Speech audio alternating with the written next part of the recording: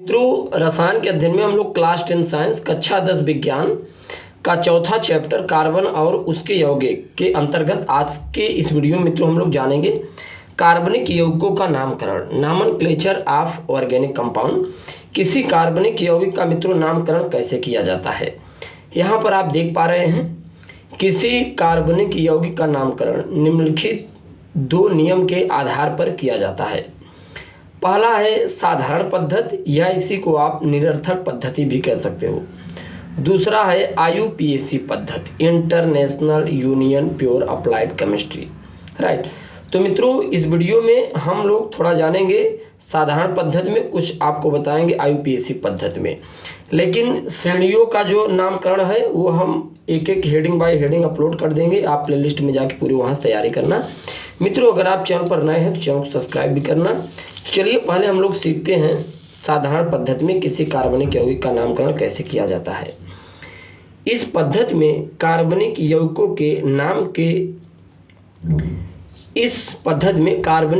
के नाम इनके प्राप्ति स्थान एवं गुण के आधार पर किया जाता है।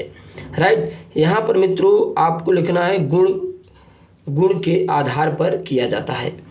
इस पद्धति में कार्बनिक यौगिकों के नाम के पीछे कोई न कोई इतिहास जुड़ा होता है।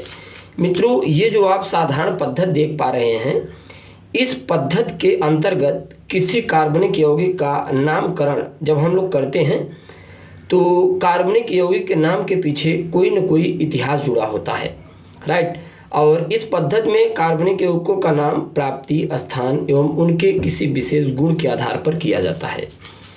अब यहाँ पर जरा आपको ध्यान में रखना है, जैसे CH4 मेथेन दलदली स्थानों पर पाया जाता है। दलदल को लैटिन शब्दों में मार्स कहा जाता है, इसलिए मेथेन गैस को मार्स गैस कहा जाता है। यह कोयले के खनन, यहाँ पर आप लिखिएगा खनन। राइट। यह कोयले के खनन के समय भी उत्पन्न होती है, और जब कोयले के खनन से मित्रों उत्पन्न होती है तो उसी समय वायु से क्रिया करके विस्फोट कर जाती है, इसलिए इसका दूसरा नाम फायर डैम्प गैस भी होता है। राइट। तो मित्रों, इस CH4 का दो नाम, एक तो मार्स गैस, दूसरा फायर डैम्प गैस। यहाँ पे आप अंडरलाइन कीजिएगा, फायर डैम्प गैस। राइट। और दूसरा क्या है, मार्स गैस। तो हमने आपको बताया मित्रों, इन्हें मार्स गैस इसलिए, इस CH4 को मार्स गैस इसलिए कहा जाता है क्योंकि यह दलदली स्थानों पर प्राप्त होता है, और फायर डैम्प गैस इसलिए कहा जाता है क्योंकि यह कोयले के खनन से प्राप्त होता है और वायु से क्रिया करके विस्फोट कर जाता है। अगर हम आपको और एक आध दो एग्जाम्पल समझा सकें, यहाँ पर आप देख पा रहे हैं CH3COOH। मित्रों, इसे एसिटिक एसिड कहा जाता है। जो आप देख पा रहे हैं CH3COOH सिरके से प्राप्त होता है। सिरके का लैटिन नाम एसिटम होता है, इसलिए इसे एसिटिक एसिड के नाम से जाना गया। मित्रों, यहाँ पर लिखा गया कुछ और है, हम आप कुछ और समझा पा रहे हैं, लेकिन है वही शीर्षक। ये मित्रों जो CH3COOH है सिरके से प्राप्त होता है, और सिरके का जो लैटिन नाम होता है वो एसिटम होता है, इसलिए CH3COOH का एसिटिक एसिड नाम रखा गया। दूसरा जो आप देख पा रहे हैं HCOOH, यह लाल चींटियों से प्राप्त होता है, और लाल चींटियों का जो लैटिन नाम होता है फॉर्मिका होता है, इसलिए HCOOH को फार्मिक एसिड कहा गया। राइट। तो ये है मित्रों साधारण पद्धति में किसी कार्बनिक यौगिक का नामकरण कैसे किया जाता है। बहुत से आप कार्बनिक यौगिक देखते हैं जिनका नाम ऐसे होता है कि वो प्राप्ति स्थान उनके गुण के आधार पर किया जाता है। अब यहाँ पर जरा आप ध्यान दीजिए। इसके बाद आता है IUPAC नाम पद्धति। IUPAC नाम पद्धति में मित्रों किसी कार्बनिक यौगिक का नामकरण आप कैसे करेंगे।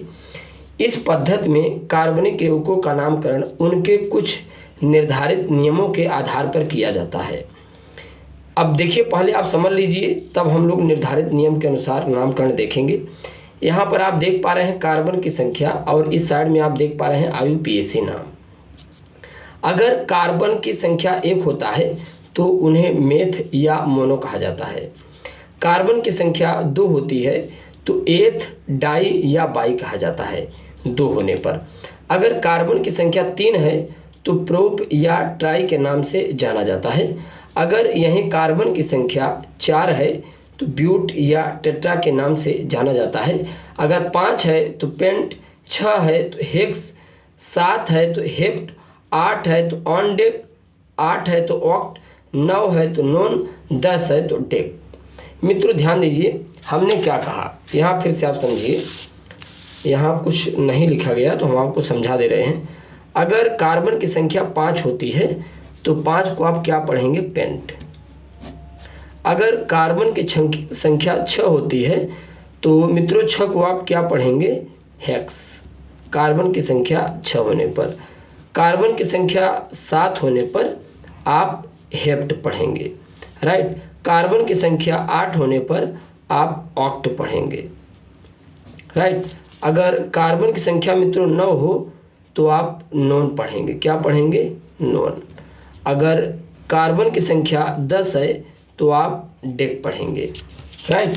तो यहाँ पर आप देख पा रहे हैं इस प्रकार से इनका नामकरण किया जाता है।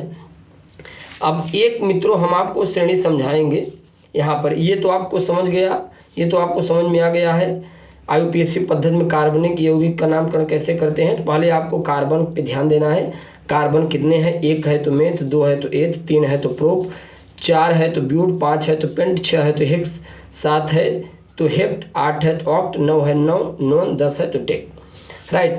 अब यहाँ पर मित्रों आप देख पा रहे हैं IUPAC का फुल फॉर्म लिखा गया है, international union pure applied chemistry.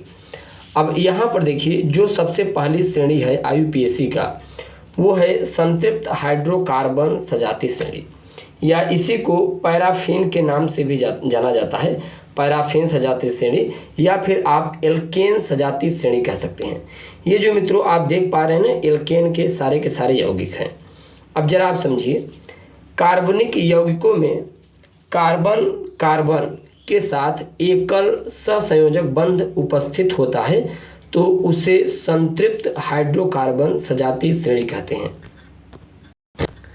मित्रों यहाँ पर हमने कहा क्या, अगर कार्बन कार्बन परमाणु के मध्य सिंगल बॉन्ड यानी एकल सहसंयोजक बंध उपस्थित होता है तो उसे संतृप्त हाइड्रोकार्बन सजाती श्रेणी या एल्केन सजाती श्रेणी कहा जाता है।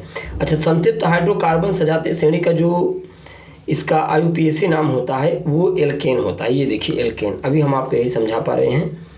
इसका जो अनुलग्न होता है N होता है, सामान्य सूत्र जो होता है CnH2n+2 होता है। अब आप जरा ध्यान दीजिए यहाँ पर, जैसे अणुसूत्र CH4 यहाँ कैसे बनेगा, जरा ध्यान दीजिए। अगर N का मान 1 रख दें तो 1 1 का 1 यानी C1 रहेगा, तो N का मान यहाँ 1 रखे हैं तो यहाँ पर भी 1 होगा, 2 1 का 2 और 2 में 2 जुड़ जाएगा, कितना हो जाएगा 4, तो यहाँ आ गया CH4। अब देखिए एक कार्बन है, एक कार्बन को मित्रों क्या कहेंगे, मेथ, और इसका अनुलग्न हमने क्या बताया, N अनुलग्न क्या होता है, N।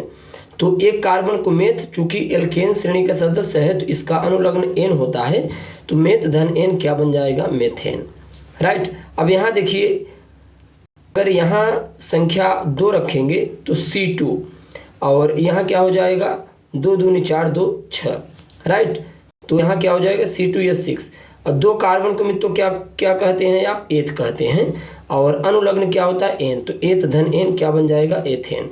इसी प्रकार संख्या 3 रखेंगे तो C3, यहाँ देखिए C3 2 3 6 2 8, C3H8, 3 को प्रोप कहते हैं और प्रोप धन N क्या बन जाएगा, प्रोपेन। ये आप देख पा रहे हैं 4 है, 4 क्या कहते हैं, ब्यूट धन N क्या बन जाएगा, ब्यूटेन।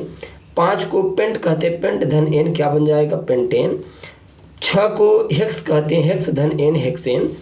हेप्ट धन N हेप्टेन। इसी प्रकार ऑक्ट धन N ऑक्टेन, नोन धन N नोनेन, और डेक धन N डेकेन, राइट। तो इस प्रकार से आप संतृप्त जो हाइड्रोकार्बन सजाती श्रेणी है मित्रों, इसका आप नामकरण करते हैं, राइट। तो ये मित्रों आपको बहुत ही हमने सिंपल वे में समझाया है। कि संतृप्त हाइड्रोकार्बन सजातीय श्रेणी अगर कार्बनिक यौगिक का नामकरण करते हैं तो आप कैसे करते हैं। इसके बाद हम आपको जो इसके बाद वाला वीडियो बनेगा मित्रों, उसमें हम एल्किल सजातीय श्रेणी बनाएंगे और इसी एल्केन से एल्किल कैसे बनता है इसके बारे में हम आपको बताएंगे। राइट, तो मित्रों यदि आप हमारे चैनल पर नए हैं तो चैनल सब्सक्राइब कीजिएगा। Thanks for watching, thanks for, धन्यवाद।